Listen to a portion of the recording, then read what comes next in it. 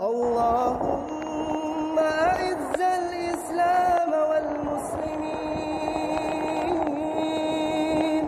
وأذل الشرك والمشركين ودمر أعداء الدين واحم حوزة الإسلام واجمع كلمة المسلمين على الحق يا رب العالمين.